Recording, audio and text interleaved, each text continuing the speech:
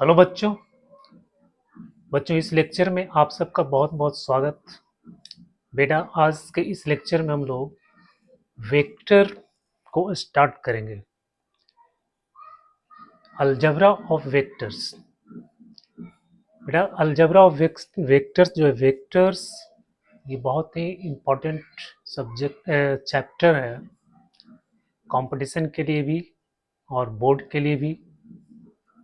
तो इसके एक एक कॉन्सेप्ट को समझना है, वेक्टर के डिफिनेशन को समझना, उसके टाइप्स को समझना है और उसके रिप्रेजेंटेशन को समझना है, उसके नोटेशन को समझना है, उसका अलजेब्रा क्या है, वेक्टर को हम लोग किस तरह से ऐड करते हैं, किस तरह से सब्ट्रैक्ट करते हैं। इन सारी चीज़ों के बारे में आज हम लोग इस चैप्टर में डिस्कस करेंगे।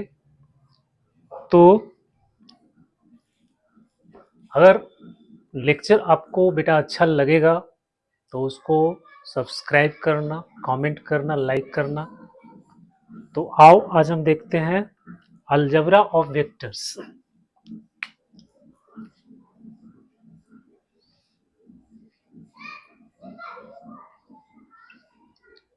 Vector algebra.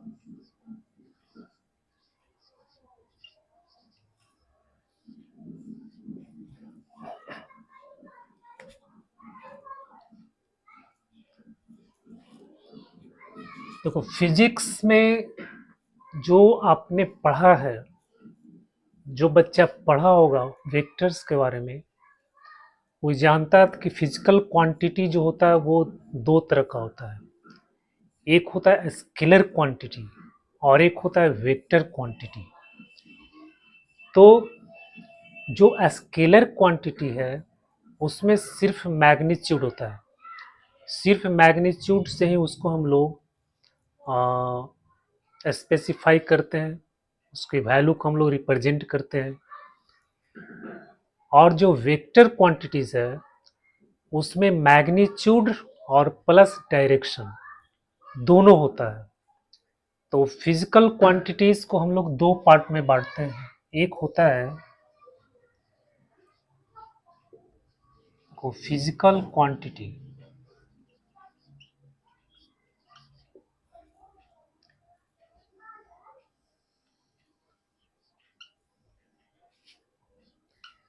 होता है स्केलर।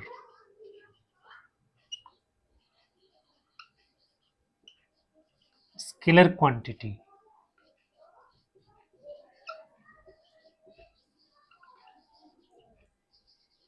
दूसरा होता है वेक्टर क्वांटिटी। तो स्केलर क्वांटिटी में क्या होता है, सिर्फ मैग्नीट्यूड होता है। Scalar quantity has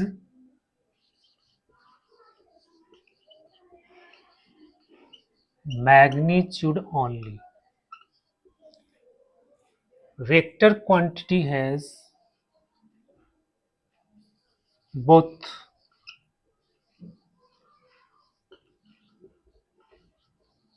magnitude and direction. बच्चों, स्केलर क्वांटिटी हम लोग जानते हैं, जैसे स्पीड हो गया, लेंथ हो गया। तो ये सब क्या है, स्केलर क्वांटिटी है। वेक्टर क्वांटिटी में आपका क्या हो गया, वेलोसिटी हो गया, फोर्स हो गया। तो ये सब क्या है, वेक्टर क्वांटिटी है। क्योंकि इसको रिप्रेजेंट करने के लिए आपको मैग्नीट्यूड और डायरेक्शन दोनों चाहिए, और इसको रिप्रेजेंट करने के लिए स्पीड को, लेंथ को, इसमें सिर्फ आपको मैग्नीट्यूड चाहिए। तो मैथ में हम लोग को आज यहाँ पे पढ़ेंगे वेक्टर के बारे में। वेक्टर का क्या डिफिनेशन होता है, उसका क्या टाइप्स होता है, उसका क्या रिप्रेजेंटेशन होता है, इसके बारे में हम लोग पढ़ेंगे। मैथमेटिक्स में इसके बारे में आपको डिटेल्स में पढ़ना है। फिजिक्स में तो सिर्फ उसका बेसिक जो कॉन्सेप्ट है, बेसिक नॉलेज, बस उसी से काम चल जाता है। पर यहाँ पे आपको सिर्फ उसी से काम नहीं चलेगा, इसके बारे में काफ़ी डिटेल एक्सप्लेनेशन है, उन सब चीज़ों के बारे में आपको यहाँ पे पढ़ना पड़ेगा।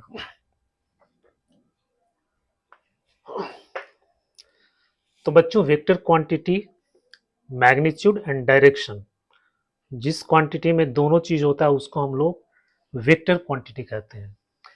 लेकिन एक चीज और ध्यान रखना है कि जो वेक्टर क्वांटिटीज है उसके एडिशन और सब्ट्रैक्शन हम लोग सिंपली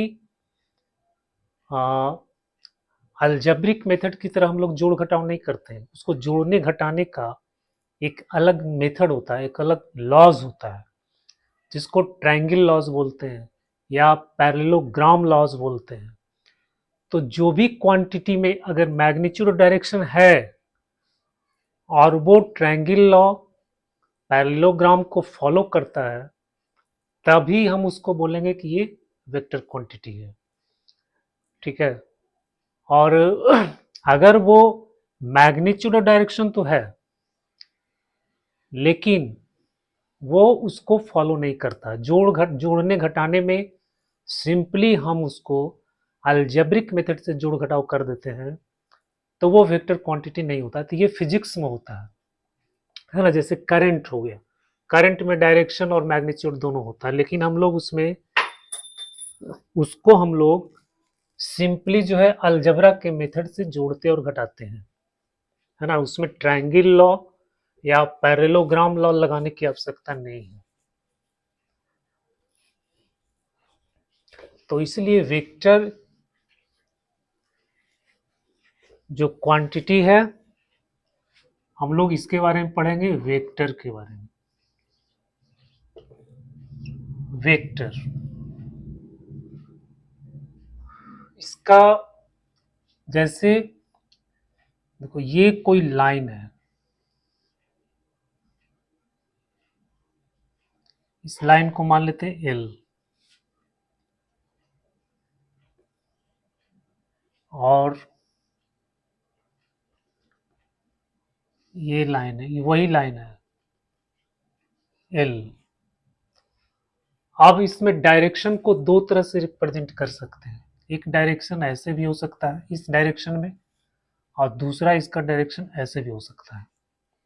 तो लाइन ए का या तो डायरेक्शन हम इस तरह से ले सकते हैं या फिर इसका उल्टा इस तरह से ले सकते हैं। तो ये जो लाइन है बच्चों, इसको बोला जाता है डायरेक्टेड लाइन, इसको बोलते हैं डायरेक्टेड लाइन। ठीक है।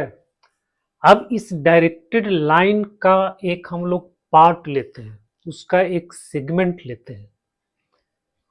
मान लो ये डायरेक्टेड लाइन है,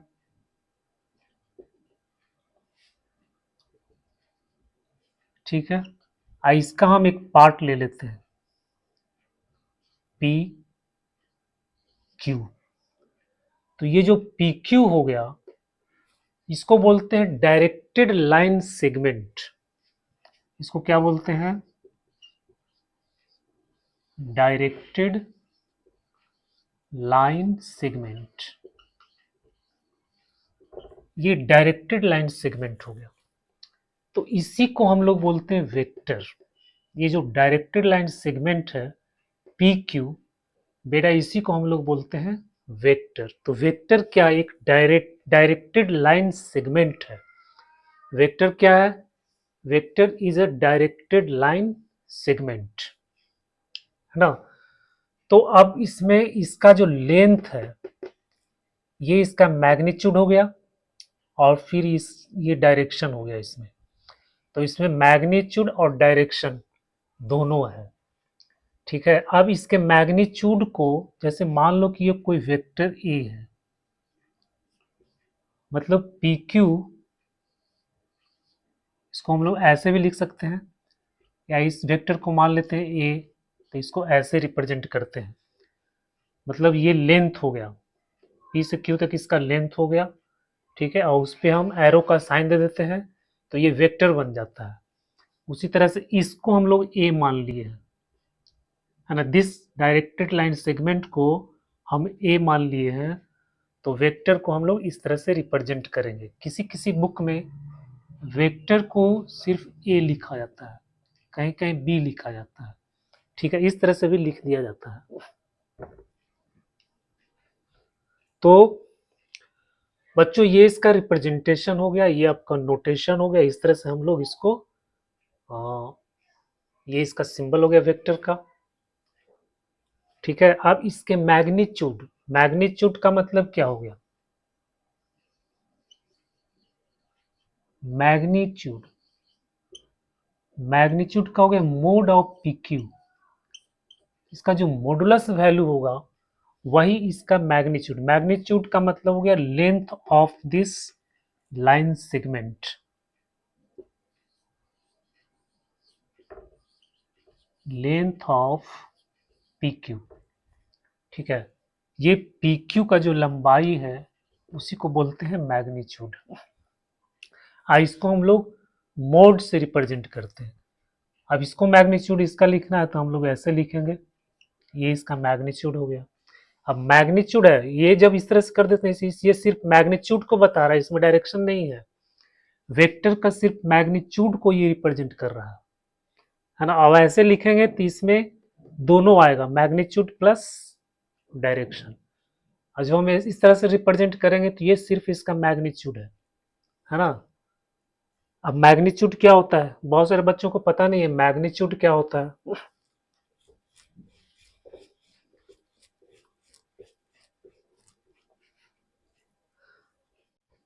मैग्नीट्यूड का मतलब होता है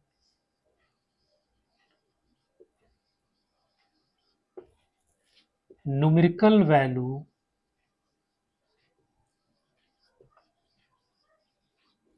इनटू यूनिट। बेटा इसको मैग्नीट्यूड बोला जाता है। जैसे अगर किसी गाड़ी का स्पीड है 40 मीटर पर सेकेंड, किलोमीटर पर आवर, तो ये न्यूमेरिकल वैल्यू हो गया और ये आपका यूनिट हो गया, तो हम इस पूरा को बोलेंगे मैग्नीट्यूड, ठीक है। तो मैग्नीट्यूड में न्यूमेरिकल वैल्यू और इसके साथ साथ यूनिट, ये दोनों होता है। सिर्फ 40 लिखेंगे तो ये मैग्नीट्यूड नहीं हुआ, ये तो सिर्फ न्यूमेरिकल वैल्यू हो गया। इसके साथ अगर हम यूनिट ऐड कर देंगे तो वो आपका मैग्नीट्यूड हो गया। जैसे 100 न्यूटन, तो ये मैग्नीट्यूड हो गया फोर्स का। तो बच्चों ये आपको समझ में आ गया हो कि मैग्नीट्यूड क्या होता है। अब देखते हैं, ये मैग्नीट्यूड हो गया। अब support,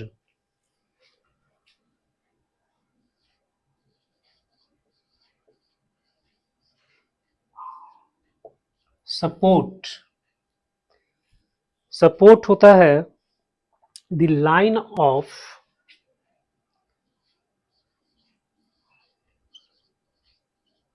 the line of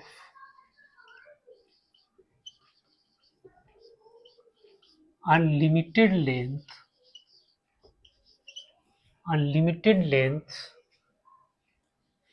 of which of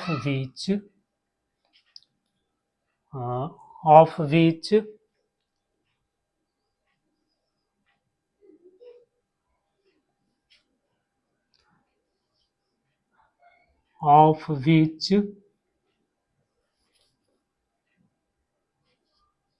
PQ is segment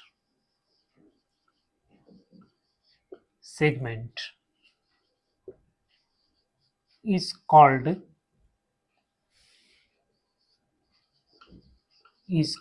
support of vector PQ। बच्चों सपोर्ट का मतलब क्या है? कह रहा लाइन ऑफ अनलिमिटेड लेंथ। अभी हम बता रहे थे कि ये जो लाइन है इसका तो अनलिमिटेड लेंथ है ना। ये जो लाइन हम लिए थे L, तो इसका लेंथ अनलिमिटेड है। तो यहाँ पे इसमें से हम एक वेक्टर फॉर्म करते हैं PQ, ठीक है। तो अनलिमिटेड, इस अनलिमिटेड लेंथ के जो लाइन है उसी का एक पार्ट है ये PQ, ठीक है। तो इस लाइन को इस वेक्टर का सपोर्ट कहा जाता है। This line is the support of this vector. So L is the support of this vector, क्योंकि इसी लाइन का ये सेगमेंट है। तो जिस लाइन का कोई वेक्टर एक पार्ट होता है, उसका जो सेगमेंट होता है, उसी को हम लोग बोलते हैं सपोर्ट ऑफ द वेक्टर। ठीक है, तो ये सपोर्ट हो गया। अब सेंस क्या होता है?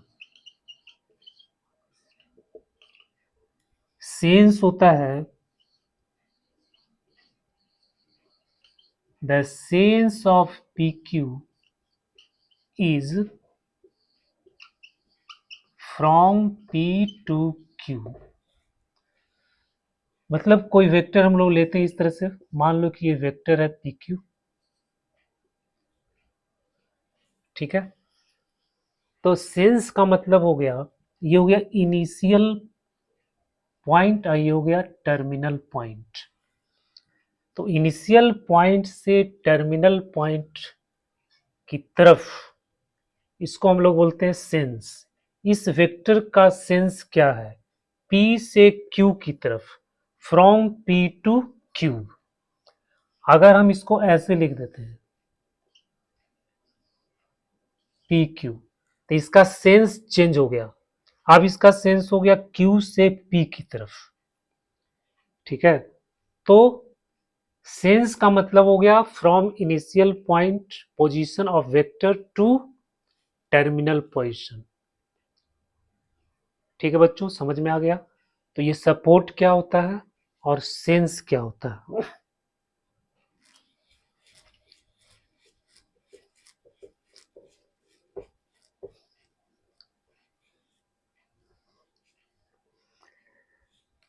अब हम लोग देखते हैं टाइप्स ऑफ, अच्छा एक चीज और हम लोग देख लेते हैं, इक्वल वेक्टर। इक्वल वेक्टर्स क्या होता है? इक्वल वेक्टर्स, दो वेक्टर को हम इक्वल वेक्टर बोलते हैं जब उसका लेंथ समान हो। पहला, जब उसका लेंथ इक्वल हो। दूसरा, उसका जो सपोर्ट हो वो सेम हो या फिर पैरेलल हो। और तीसरा, उसका सेंस जो है सेम हो। सेंस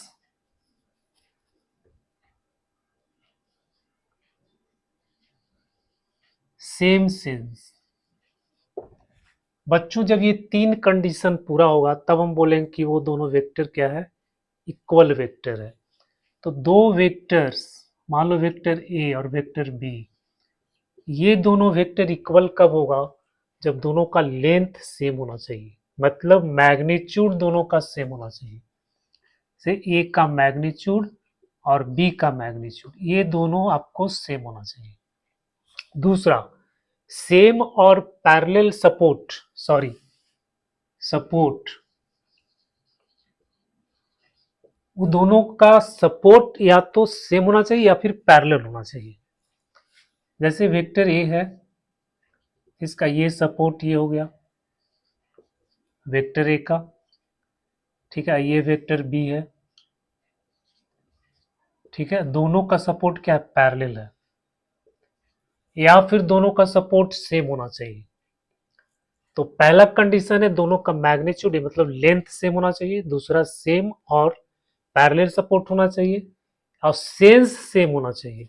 सेंस मतलब initial to final, initial to final, दोनों का ये जो पोजीशन है इनिशियल से फाइनल, एक एक का देखो इनिशियल ये है, फाइनल ये है। हाँ, इसका भी इनिशियल यहाँ है, फाइनल यहाँ है। ठीक है, तो ये इनिशियल दोनों का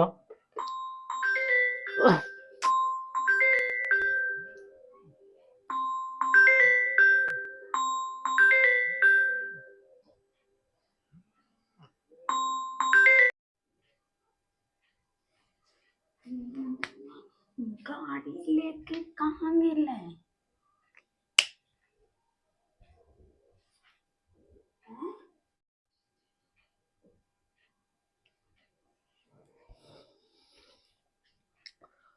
तो बच्चों आपको समझ में आ गया होगा कि इक्वल वेक्टर हम किसको बोलेंगे। अब हम देखते हैं टाइप्स ऑफ वेक्टर्स।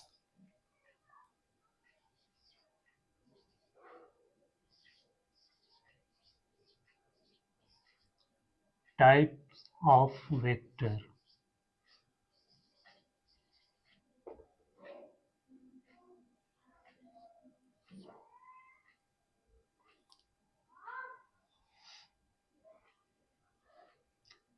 पहला जो होता है ये होता है नल वेक्टर।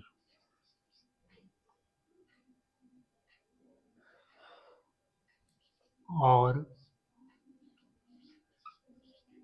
जीरो वेक्टर, इसको जीरो वेक्टर भी बोलते हैं। नल वेक्टर या जीरो वेक्टर उस वेक्टर को कहते हैं जिसका मैग्नीट्यूड जीरो हो।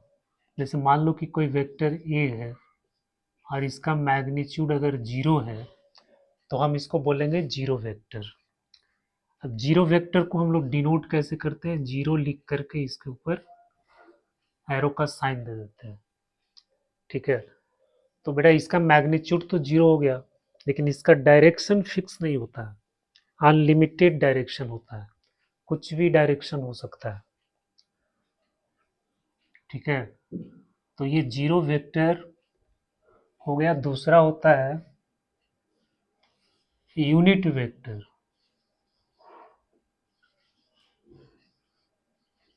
यूनिट वेक्टर जिस वेक्टर का मैग्नीट्यूड 1 हो तो इसको बोलते हैं यूनिट वेक्टर। यूनिट वेक्टर को हम लोग इस तरह से डिनोट करते हैं, एक कैप से। ठीक है, तो यूनिट वेक्टर, अब यूनिट वेक्टर का मतलब क्या हुआ, जिसका मैग्नीट्यूड 1 हो। ठीक है, तो ये यूनिट वेक्टर हो गया। यूनिट वेक्टर हम लोग निकालते कैसे हैं, तो एक कैप बराबर होता है वेक्टर को जब हम इसके मैग्नीट्यूड से डिवाइड कर देते हैं तो ये आपका यूनिट वेक्टर निकल जाता है। एक कैप बराबर वेक्टर बट्टा magnitude of A, vector A बट्टा मैग्नीट्यूड ऑफ ए। ठीक है, तो यूनिट वेक्टर हम इस तरह से फाइंड करते हैं। समझ में आ गया, ये वेक्टर है, वेक्टर को इसके मैग्नीट्यूड से डिवाइड कर देंगे तो आपका यूनिट वेक्टर फाइंड हो जाएगा। ये एक इम्पॉर्टेंट फॉर्मूला है यूनिट वेक्टर निकालने का।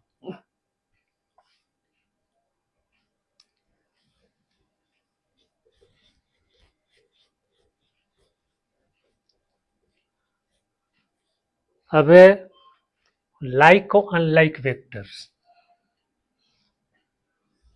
लाइक वेक्टर्स,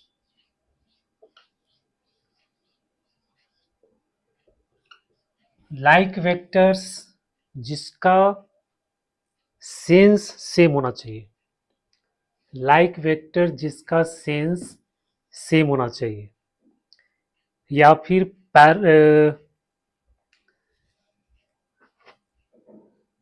सेंस का मतलब क्या हो गया, डायरेक्शन। ठीक है, वो अगर दो वेक्टर्स का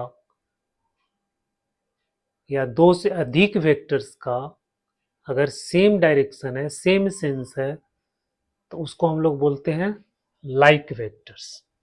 तो लाइक वेक्टर्स क्या हो गया, having same sense, same sense. अब अनलाइक वेक्टर्स क्या होता है,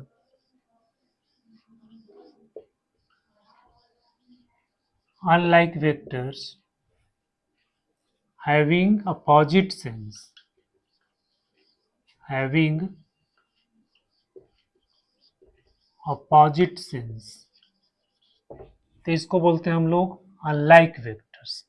जैसे ये देखो, वेक्टर ए, ये वेक्टर बी, ये दोनों लाइक वेक्टर्स हैं क्योंकि दोनों का डायरेक्शन सेम है, मैग्नीट्यूड से मतलब नहीं है। उसी तरह से वेक्टर सी और ये वेक्टर डी, ये अनलाइक वेक्टर्स है क्योंकि दोनों का डायरेक्शन क्या है, अपोजिट है, सेंस क्या है, अपोजिट है। तो ये लाइक वेक्टर्स हो गया, ये अनलाइक वेक्टर्स हो गया।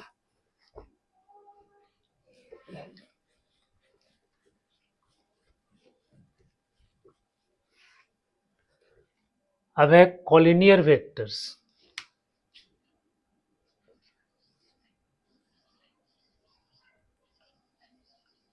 Collinear vectors, collinear vectors, collinear vectors उस वेक्टर्स को कहते हैं जिसका सेंस सेम हो या फिर पैरेलल हो। सेंस जो है वो क्या है, सेम हो या फिर पैरेलल हो, हैविंग द सेम सेंस और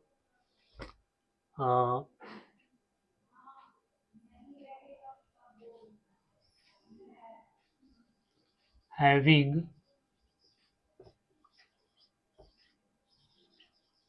the same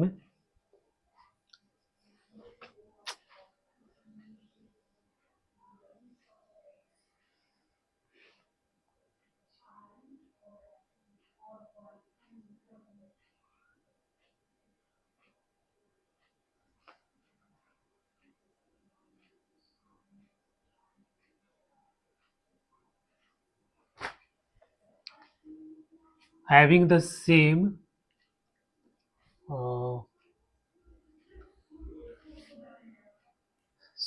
same or parallel support, having the same और पैरेलल सपोर्ट। कोलिनियर वेक्टर्स, जैसे ये वेक्टर ए हो गया, इसका सपोर्ट सेम हो, जैसे ए और बी दो वेक्टर ले लेते हैं। अब दोनों का सपोर्ट सेम है, ठीक है, तो ये कोलिनियर वेक्टर्स हो गया। या फिर दोनों का सपोर्ट जो है पैरेलल है,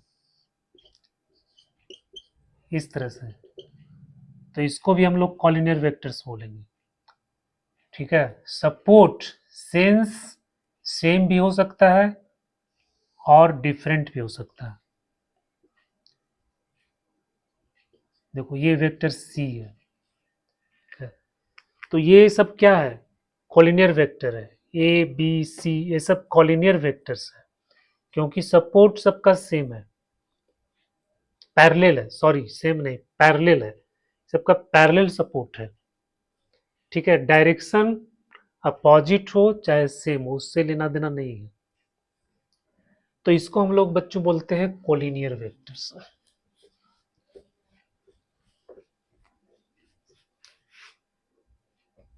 फिर है कोप्लानर वेक्टर्स। कोप्लानर वेक्टर्स इसको बोलते हैं जिसका supports are parallel to same plane.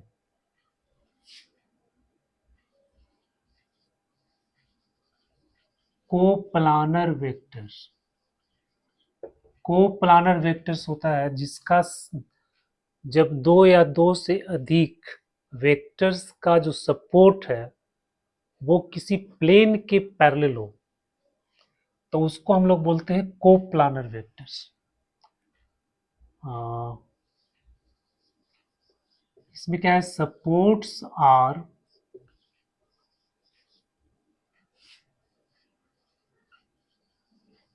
Parallel two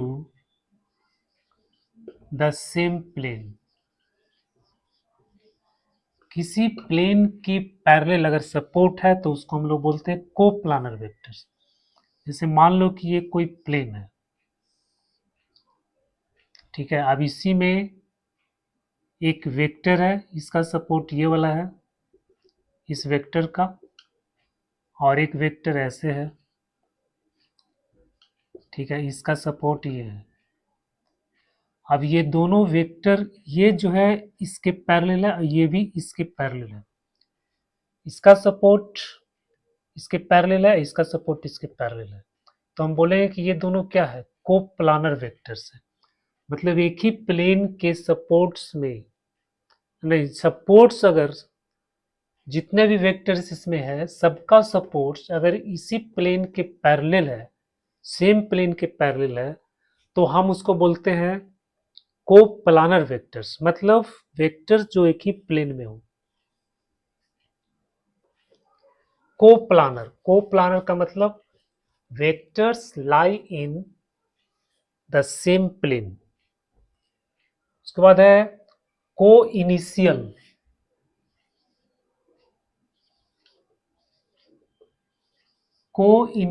vectors. Coinitial vectors का मतलब हुआ जिसका इनिशियल पॉइंट सेम हो, having same initial points, having same initial point, उसको हम लोग बोलते हैं को इनिशियल वेक्टर्स। जैसे ये वेक्टर्स, ये दोनों का जो इनिशियल पॉइंट है सेम है। ठीक है बच्चों, वेक्टर ए और वेक्टर बी, ये दोनों का इनिशियल पॉइंट देखो सेम है, तो इसको हम लोग बोलेंगे को इनिशियल वेक्टर्स। इसके बाद को टर्मिनस वेक्टर्स। को टर्मिनस का मतलब जिसका टर्मिनल पॉइंट सेम हो, उसको बोलते हैं को टर्मिनस वेक्टर्स।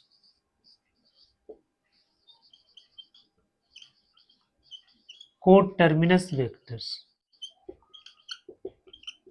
को टर्मिनस वेक्टर उसको बोलते हैं जिसका टर्मिनल पॉइंट सेम हो, ऐसे।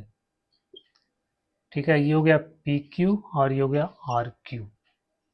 ये वेक्टर ए वेक्टर बी, ये दोनों का इनिशियल पॉइंट तो अलग अलग है लेकिन इसका टर्मिनल पॉइंट दोनों का सेम है, तो इसको बोलते हैं को terminus vectors.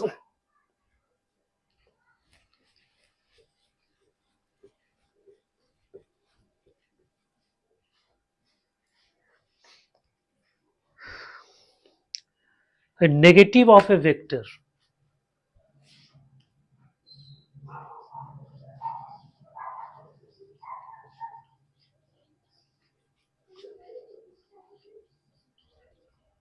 Negative of A vector, negative of A vector का मतलब हो गया कि जिसका सेंस अपोजिट हो, मैग्नीट्यूड सेम हो लेकिन डायरेक्शन उल्टा हो, तो उसको हम लोग बोलते हैं नेगेटिव ऑफ वेक्टर। जैसे मान लो कि कोई वेक्टर ए है, ये वेक्टर हो गया ए, ठीक है, इसको हम लोग उल्टा कर देते हैं तो ये हो जाएगा इसका नेगेटिव। तो मैग्नीट्यूड सेम हो लेकिन डायरेक्शन दोनों का उल्टा हो, तो बोलते हैं वेक्टर ए का नेगेटिव कितना हो गया, माइनस वेक्टर ए। तो ये negative of vectors.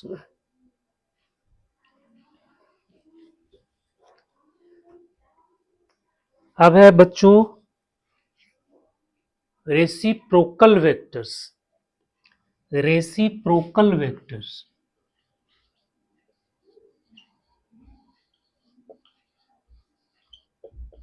Reciprocal vector, जैसे वेक्टर कोई ये कोई वेक्टर है, ठीक है, तो रेसिप्रोकल ऑफ वेक्टर इसको हम लोग ऐसे रिप्रेजेंट करते हैं, इस तरह से रिप्रेजेंट करते हैं।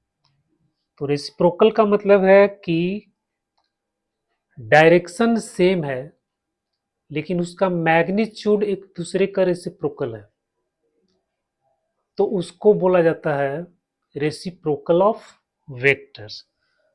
मतलब ये दोनों का मैग्नीट्यूड जो है रेसिप्रोकल होगा। जैसे वेक्टर ए, ठीक है, और मान लो कि वेक्टर ए है, इसका मैग्नीट्यूड आपको एम है, तो इसका जो मैग्नीट्यूड हो जाएगा, इसका जो मैग्नीट्यूड हो जाएगा ये हो जाएगा 1/m। मतलब मैग्नीट्यूड दोनों का रेसिप्रोकल होना चाहिए, डायरेक्शन दोनों का सेम होना चाहिए लेकिन मैग्नीट्यूड एक दूसरे का रेसिप्रोकल होना चाहिए। ठीक है, तब उसको बोलते हैं रेसिप्रोकल वेक्टर्स।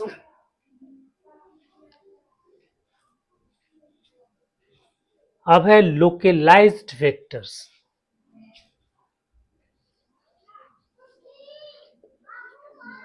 लोकेलाइज्ड वेक्टर, लोकेलाइज्ड वेक्टर, लोकेलाइज्ड का मतलब क्या होता है, एक जगह फिक्स।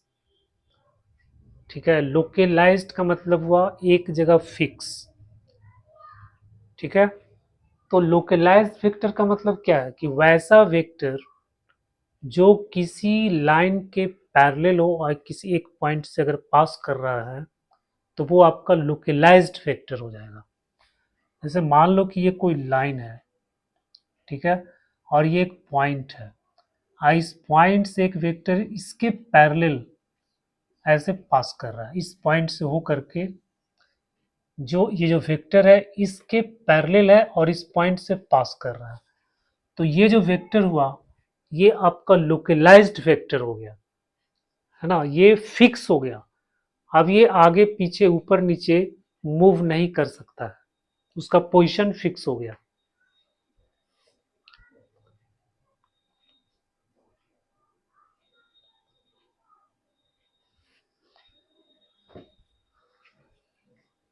ठीक है बच्चों, तो मान लो कि ये वेक्टर ए है और ये वेक्टर बी है। अब ये वेक्टर इसके पैरेलल है और ये इस पॉइंट से पास कर रहा है, तो ये क्या हो गया, लोकेलाइज्ड वेक्टर हो गया। ये वेक्टर कैसा हो गया, लोकेलाइज्ड वेक्टर हो गया। उसके बाद होता है फ्री वेक्टर्स। फ्री वेक्टर, और फ्री वेक्टर क्या होता है, फ्री वेक्टर होता है जो जिसको हम शिफ्ट कर सकते हैं, मतलब उसका जो वैल्यू है वो मैग्नीट्यूड और डायरेक्शन, ठीक है, दोनों पे डिपेंड करता है लेकिन पोजीशन पे डिपेंड नहीं करता है। कोई ऐसा वेक्टर जो पोजीशन से स्वतंत्र है लेकिन डायरेक्शन और मैग्नीट्यूड दोनों पे वो निर्भर है, तो उसको हम लोग बोलते हैं फ्री वेक्टर्स।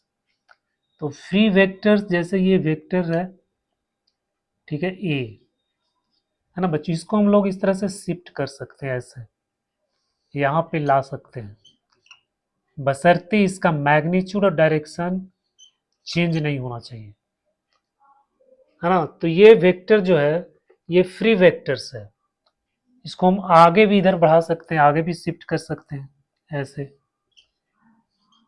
इस तरह से भी शिफ्ट कर सकते हैं, है ना। यहाँ से शिफ्ट करके यहाँ ले जाएंगे, यहाँ से फिर शिफ्ट करके हम यहाँ ले जाएंगे, तो ऐसे भी इस वेक्टर को हम लोग कर सकते हैं, इसलिए ये वेक्टर को फ्री वेक्टर्स कहते हैं। ठीक है, लेकिन हम इसको ऐसे नहीं कर सकते, ये गलत है। इस वेक्टर्स को हम ऐसे नहीं, क्योंकि डायरेक्शन चेंज हो जाएगा, मैग्नीट्यूड तो सेम रहेगा लेकिन डायरेक्शन चेंज हो जाएगा। तो डायरेक्शन और मैग्नीट्यूड सेम होना चाहिए, पोजीशन भले उसका बदल जाए लेकिन डायरेक्शन और मैग्नीट्यूड क्या आता है, सेम रहता है, तो उसको हम लोग बोलते हैं फ्री वेक्टर्स।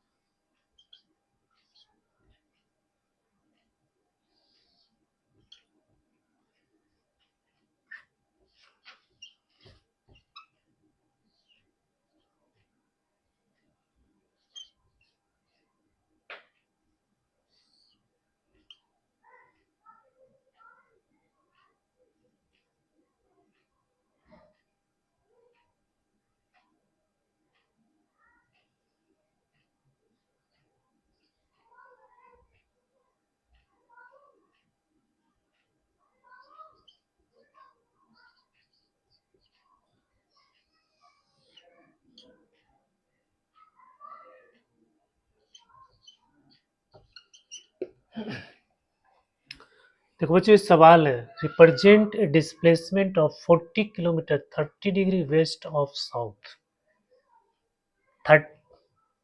40 किलोमीटर इसका मैग्नीट्यूड है और 30 डिग्री वेस्ट ऑफ साउथ ये इसका डायरेक्शन बता रहा।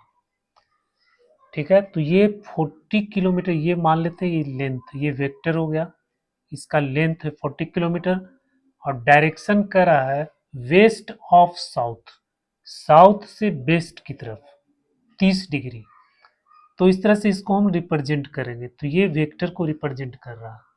यहाँ करा 60 kilometre 40 degree east of north. 60 kilometre तो इसका लेंथ हो गया, मैग्नीट्यूड हो गया। अब डायरेक्शन बताना है, तो 40 डिग्री कहाँ से करा, नॉर्थ से ईस्ट की तरफ, नॉर्थ से ईस्ट की तरफ, तो ये 40 डिग्री हो गया। यहाँ करा 50 kilometre south east, 50 kilometre south east, मतलब इसके बीच में रहेगा, ये 45 डिग्री का एंगल बनाएगा, ये भी 45 डिग्री, ये भी 45 degree.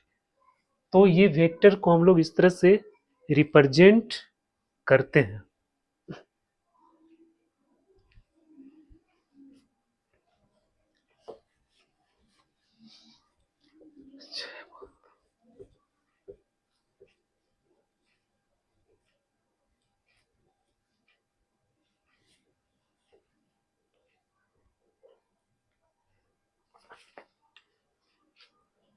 Which are collinear?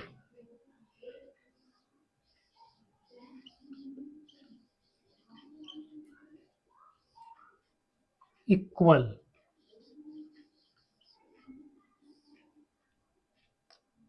Co-initial.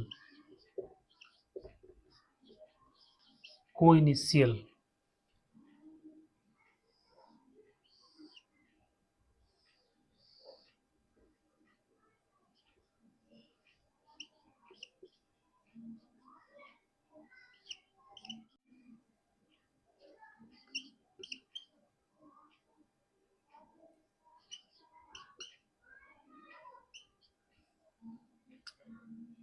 बच्चों ये बताना है इसमें कि कोलिनियर वेक्टर्स कौन कौन है, कोलिनियर वेक्टर्स इसमें कौन कौन है। तो कोलिनियर वेक्टर्स में हम क्या बताए थे, कोलिनियर वेक्टर्स जो पैरेलल होता है, डायरेक्शन से मतलब नहीं है, दो वेक्टर्स जो एक दूसरे के पैरेलल, उसका जो सपोर्ट है वो पैरेलल होना चाहिए या फिर सेम होना चाहिए, तो उसको हम लोग बोलते हैं कोलिनियर वेक्टर्स। अब इसमें आपको पता कीजिए कि इसमें कौन कौन जो है आपका कोलिनियर वेक्टर्स है।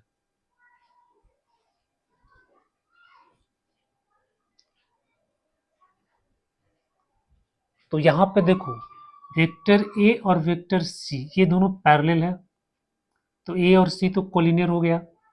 अच्छा ये जो वेक्टर है, ये वेक्टर और ये वेक्टर, ठीक है, अपोजिट डायरेक्शन में, दोनों का सपोर्ट सेम है, या इसका इसका इसका तीनों का जो सपोर्ट जो है ना, इसका इसका सपोर्ट तो सेम है, इसका सपोर्ट इसके पैरेलल है, तो पैरेलल भी होगा तो भी कोलिनियर होगा और सेम सपोर्ट होगा तो भी कोलिनियर होगा।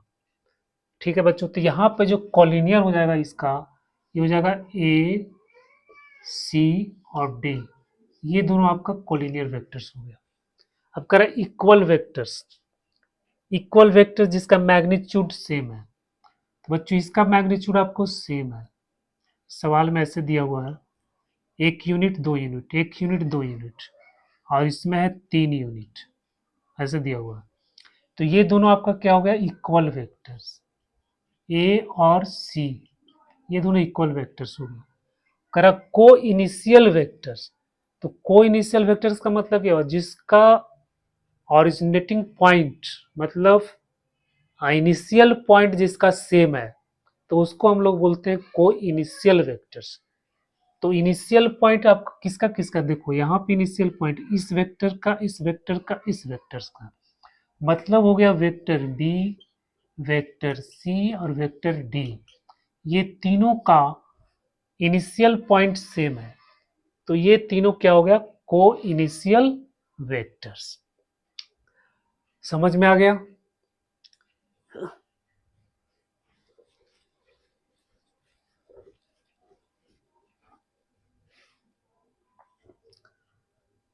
अब बच्चों हम लोग देखते हैं addition of vectors.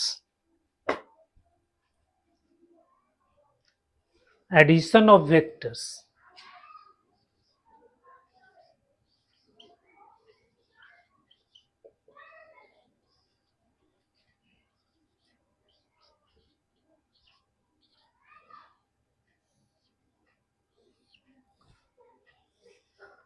Addition of vectors. Vector को जोड़ने का दो लॉज होता है। एक जो पहला लॉज होता है उसको बोलते हैं ट्रायंगल लॉ।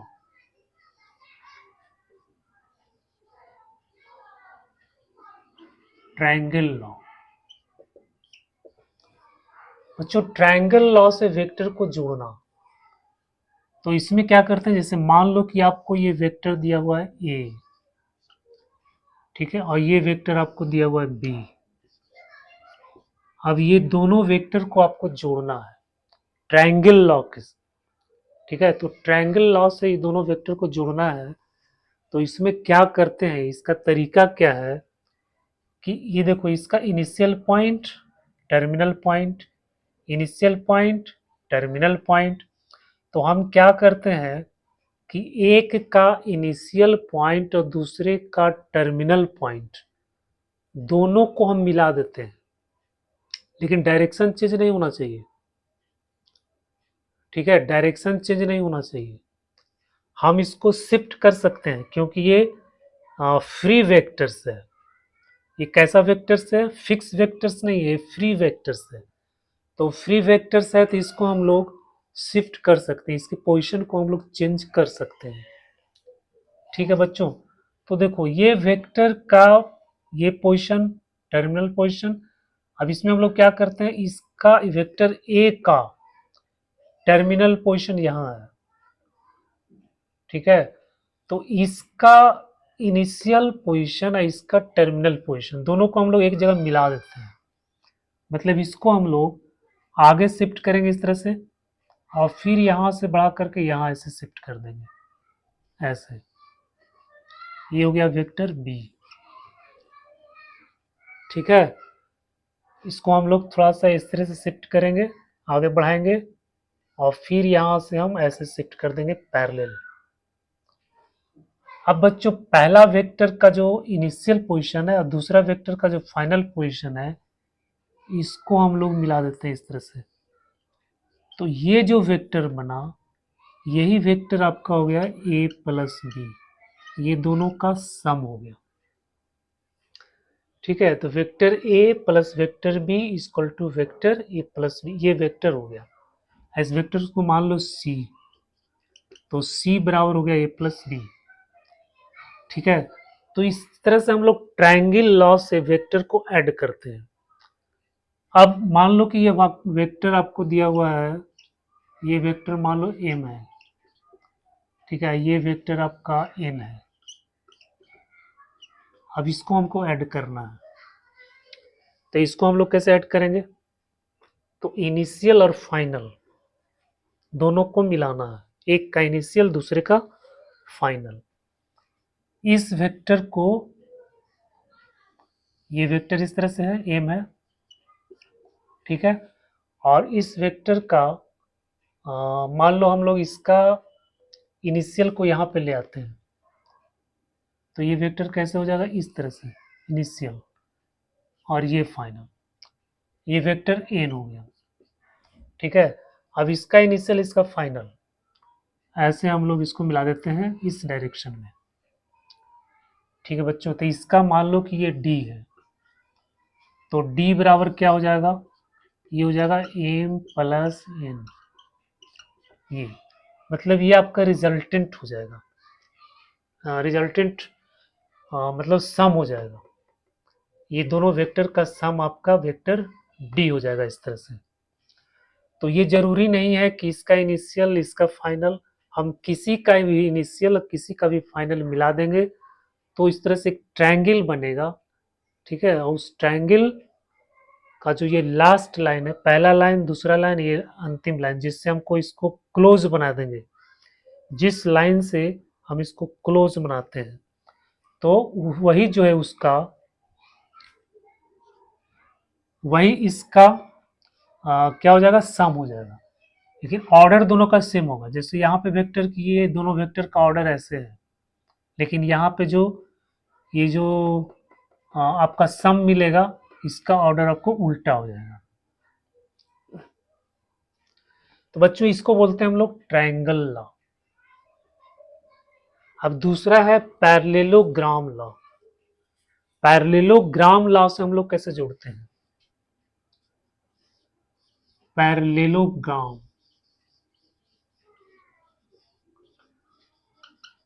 पैरेललोग्राम लॉ है।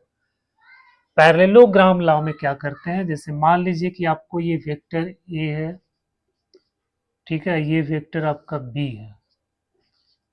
अब ये दोनों को हमको जोड़ना है, तो इसमें क्या करते हैं, दोनों का इनिशियल एक जगह रखते हैं, ठीक है। तो इस वेक्टर का इनिशियल यहाँ है, इस वेक्टर का इनिशियल यहाँ है, दोनों को हम एक जगह कर देते हैं ऐसे। ये वेक्टर बी हो गया। इसके बाद इसके पैरेलल और इसके पैरेलल ये वेक्टर खींचते हैं, ठीक है। मान लो कि इस वेक्टर को हम लोग इसके पैरेलल यहाँ पे वेक्टर खींचे और इसके पैरेलल ये वेक्टर, तो ये बन गया एक पैरेललोग्राम। और इसका जो ये डायगोनल होगा इनिशियल पोजीशन से, यहाँ से ऐसे नहीं, यहाँ से इसका जो डायगोनल होगा ये वाला, ये आपका हो जाएगा A plus B, A plus B. तो बच्चों इस तरह से जब हम लोग जोड़ते हैं ना, तो इसी को बोला जाता है पैरेललोग्राम लॉ। और जब ट्रायंगल बना के जोड़ते हैं तो उसको हम लोग बोलते हैं ट्रायंगल लॉ। तो वेक्टर को दो तरह से जोड़ा जाता है, या तो आप ट्रायंगल लॉ से जोड़ो या फिर आप पैरेललोग्राम लॉ से जोड़ो।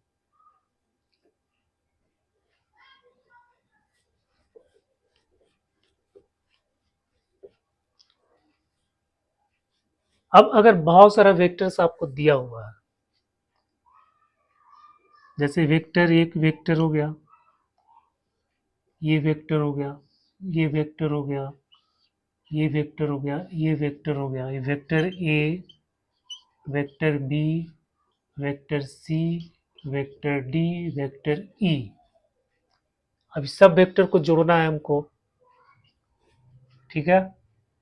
तो जब हम ई इस वेक्टर को जोड़ेंगे तो इसका तो सम ये आएगा, इसका सम क्या आएगा, यहाँ से यहाँ तक ये आ जाएगा आपका ए प्लस बी। फिर इस वेक्टर को इस वेक्टर को जोड़ेंगे तो इसका सम आपको आ जाएगा ए प्लस बी प्लस सी। फिर हम इस वेक्टर को इस वेक्टर को जोड़ेंगे ट्रायंगल लॉ से, तो ये आपका हो जाएगा A plus B plus C plus D. ये आपका हो जाएगा A plus B plus C plus D, ठीक है। फिर इसको इसको जोड़ेंगे तो फिर यहाँ ट्रायंगल आपका ये बनेगा, तो ये आपका हो जाएगा A plus B plus C plus D plus E, ठीक है। तो ये आपका जो है टोटल सम निकल गया। इसको मान लेते हैं हम लोग एक्स, वेक्टर एक्स। तो वेक्टर एक्स आपका क्या होगा, ये वाला लाइन, मतलब इस वेक्टर इस वेक्टर इस वेक्टर इस वेक्टर इस वेक्टर, इस सब वेक्टर को जब हम ऐड करते हैं तो आपका जो फाइनल वेक्टर मिलता है वो वेक्टर मिलता है ये वाला, यहाँ से यहाँ तक का, ठीक है बच्चों। तो इसको हम लोग पॉलीगन लॉ भी बोलते हैं। अगर बहुत सारे वेक्टर्स है तो हम इस तरह से इसको हम लोग ऐड करते हैं।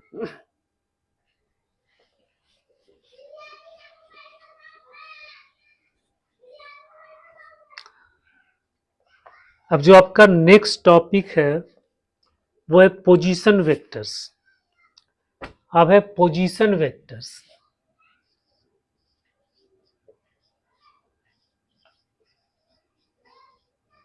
पोजीशन वेक्टर्स,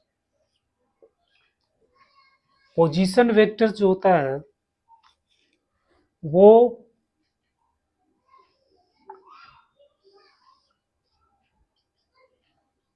ये आपका ओरिजिन हो गया। यहाँ पे हम कोई पॉइंट लेते हैं, ठीक है, P, ये पॉइंट आपका एक्स वाई है, ठीक है बच्चों। तो O से हम इसको मिलाते हैं, मान लो ये एक वेक्टर को रिप्रेजेंट कर रहा है, इस वेक्टर को मान लेते हैं आर। तो इसमें जब आपका इनिशियल पोजीशन आपका ओरिजिन है और फाइनल पोजीशन आपका पी है, तो इस वेक्टर का, वेक्टर आर का जो इनिशियल पोजीशन ओ है और फाइनल पोजीशन पी है, तब हम इस वेक्टर को बोलते हैं position vector of point P, ठीक है, with respect to O. R क्या है? Position vectors of P with respect to O. O के सापेक्ष पी का पोजीशन वेक्टर आर है, ठीक है। तो पोजीशन वेक्टर जब भी हम लोग बनाते हैं तो उसमें ऑरिजिन से स्टार्ट करते हैं, जो भी वेक्टर होता है वो ऑरिजिन से शुरू होता है, ठीक है। तो P इस जो पॉइंट है, ये P का पोजीशन वेक्टर आपका हो गया R, मतलब P का ये पोजीशन बता रहा है with respect to O। Point P का पोजीशन और डायरेक्शन, ठीक है, दोनों बता रहा है ये vector with respect to O, ठीक है। इसलिए हम इसको बोलते हैं पोजीशन वेक्टर, ठीक है। मतलब ये वेक्टर P का पोजीशन बता रहा है विथ रेस्पेक्ट टू O। तो कोई भी वेक्टर जो ओरिजिन से स्टार्ट होता है उस वेक्टर को हम लोग बोलते हैं पोजीशन वेक्टर, ठीक है। तो R को कंपोनेंट फॉर्म में अगर हम लोग रिप्रेजेंट करेंगे, आगे हम लोग पढ़ेंगे कंपोनेंट, तो इसको हम लोग लिखेंगे एक्स आयोटा प्लस वाई जे। बच्चों इस तरह से हम लोग लिखते हैं कंपोनेंट के रूप में। तो ये पोजीशन वेक्टर आर बराबर हो गया एक्स आयोटा प्लस वाई जे। तो कभी अब अगर आपको ये पॉइंट दिया हुआ इस तरह से, तो उसका पोजीशन वेक्टर आपका हो जाएगा एक्स आई प्लस वाई जे। मान लो कि कहीं पे पॉइंट आपको पी दिया हुआ 2 3, ठीक है, तो इसका पोजीशन वेक्टर कैसे हो जाएगा 2 आयोटा प्लस 3 जे। ये आपका पोजीशन वेक्टर बन गया, ये 2 डायमेंशन में है। तो बच्चों ये पोजीशन वेक्टर हो गया।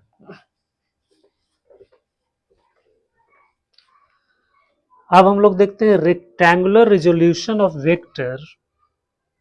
रेक्टेंगुलर, अच्छा, vector in terms of position vectors of its end points. कह रहा है a vector in terms of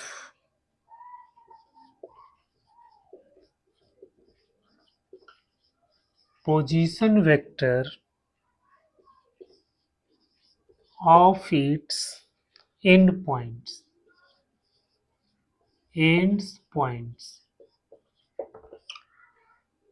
बच्चों कह रहा है कि वेक्टर को हम लोग उसको पोजीशन वेक्टर के टर्म्स में, यानी वेक्टर का जो एंड पॉइंट है उसके पोजीशन वेक्टर के टर्म में वेक्टर को हम लोग कैसे लिखेंगे। जैसे कि मान लो कि ये कोई आपका वेक्टर है पी क्यू, ठीक है, ये वेक्टर है आपका पी क्यू, इसको मान लेते हैं हम लोग ये वेक्टर ए। अब ये पॉइंट पी, ये पॉइंट क्यू है, इस पॉइंट को हम लोग मान लेते हैं x1 y1, ठीक है, और इस पॉइंट को मान लेते हैं x2 y2। तो बच्चों इस पॉइंट का जो पोजीशन वेक्टर होगा, मान लो यहाँ ओरिजिन है, तो ये आपका पोजीशन वेक्टर हो गया, ठीक है। फिर यहां से इसको मिलाएंगे तो इस पॉइंट का पोजीशन वेक्टर आपका ये हो गया OP और OQ। OP क्या हो गया, ये हो गया आपका ओरिजिन, ये क्या होगा आपका ओरिजिन। तो अभी हम बताए थे ओरिजिन से जो वेक्टर निकलता है इसको हम लोग बोलते हैं पोजीशन वेक्टर्स। तो OP P का पोजीशन वेक्टर हो गया और OQ Q का पोजीशन वेक्टर्स हो गया। अब हमको इस वेक्टर को रिप्रेजेंट करना है, वेक्टर ए को इसके टर्म में लिखना है, वेक्टर ए को पी के पोजीशन वेक्टर और क्यू के पोजीशन वेक्टर के टर्म में उसको हमको वेक्टर इसको लिखना है, वेक्टर ए को। तो देखो अभी हम लोग ट्रायंगल लगाए थे, तो यहाँ से इसका ऑर्डर देखो, यहाँ से यहाँ, ठीक है, और यहाँ इसका डायरेक्शन अपोजिट है। इसका मतलब है कि ये जो वेक्टर है, ये दोनों वेक्टर का सम होगा, है ना। तो इसको हम लोग ऐसा लिख सकते हैं, O P plus P Q equal to O Q, ऐसे लिखेंगे। हमको वेक्टर लिखना है पी क्यू, तो पी क्यू बराबर क्या हो जाएगा, O Q minus O P, O Q minus O P. O Q क्या है, पोजिशन वेक्टर ऑफ क्यू है। ओ पी क्या है, पोजिशन वेक्टर ऑफ पी है। तो बच्चों यहाँ पे क्या हो गया, position vector of Q minus position vector of P. ठीक है, तो किसी भी वेक्टर को पोजीशन वेक्टर के टर्म में अगर आपको लिखना है, तो देखो पी क्यू, तो क्यू का पोजीशन वेक्टर लिखो पहले और उसमें से पी का पोजीशन वेक्टर को माइनस कर दो, जो बाद में है उसके पोजीशन वेक्टर को पहले लिखेंगे, और जो ये पहले है ये बाद में है। ठीक है, पहले इसका पोजीशन वेक्टर फिर इसका पोजीशन वेक्टर, इसमें से इसको माइनस कर देंगे तो आपको पी क्यू निकल जाएगा। अगर हम कंपोनेंट फॉर्म में इसको अगर लिखें तो ओ क्यू कितना हो जाएगा, ओ क्यू बच्चों ये ओ क्यू हो जाएगा x two iota plus y two जे,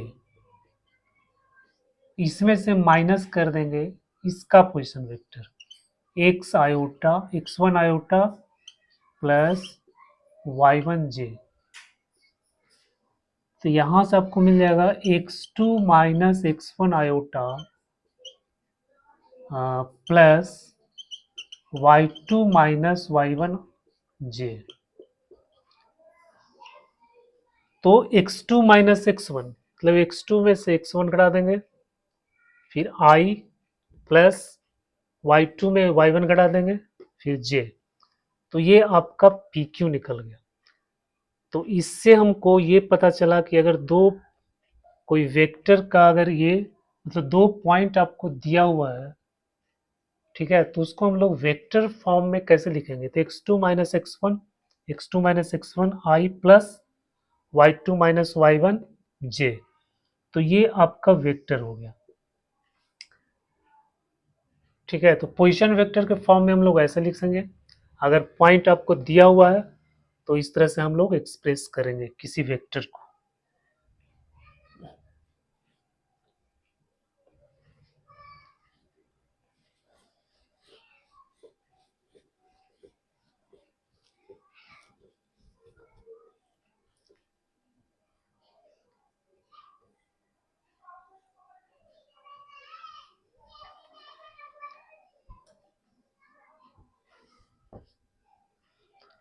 तो बच्चों आज के लेक्चर में हम लोगों ने वेक्टर्स, डेफिनेशन, टाइप्स, इन सब चीज़ों को डिस्कस किया, और